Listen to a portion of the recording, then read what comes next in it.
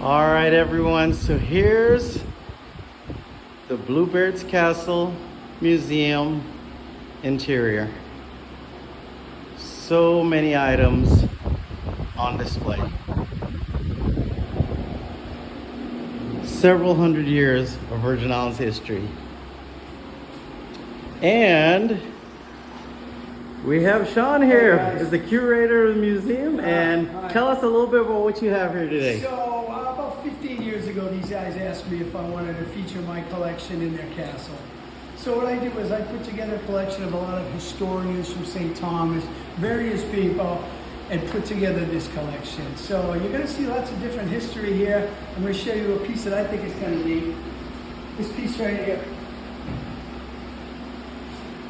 This is a bronze rail gun.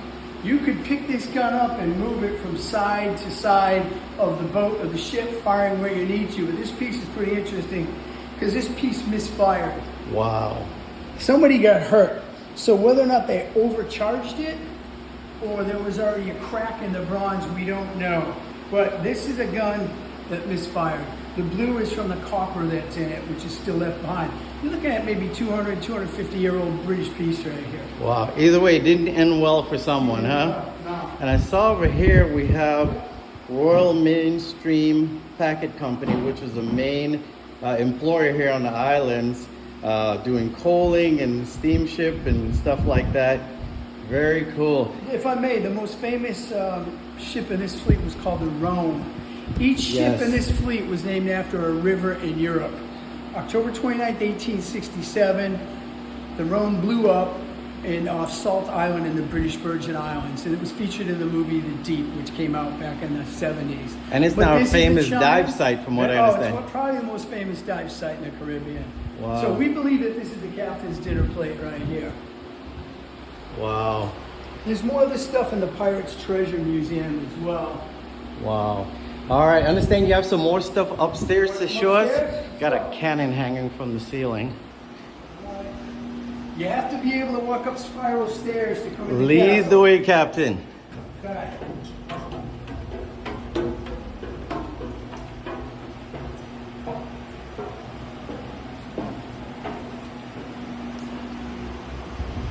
Wow. I pulled out a piece over here I thought the Virgin Islands would find pretty interesting. If you guys have been down to Emancipation Park, the most famous statue down there, I believe, is called Freedom, of the emancipated slave holding the caning bill in his hand. Wow. This was for cutting sugar cane. This was one of the more popular tools. And in the book, The Night of the Silent Drums, about the slave rebellion over on St. John in 1773, he's played a big part. Wow. Yeah, 1733. Let's take 1733. a look at what else you have here. Wow, some sabers. Whole bunch of old tobacco pipes. So many coins and rings and different things that have been found. Oh wow. Some pistols and muskets. I think that one's called a musketoon. Some torpedo bottles. Just so many things to see.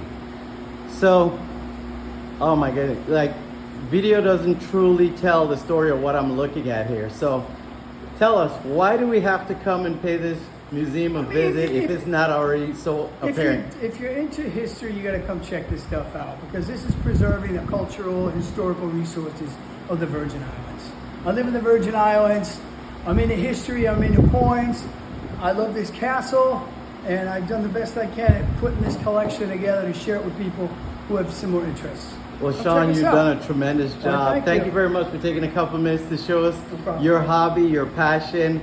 And again, the Pirates Treasure Museum at Bluebeard's Castle. Bluebeard's Castle Museum? Bluebeard's Castle Museum at Bluebeard's Castle. There is a Pirates Treasure Museum. Some of my artifacts are in there as well.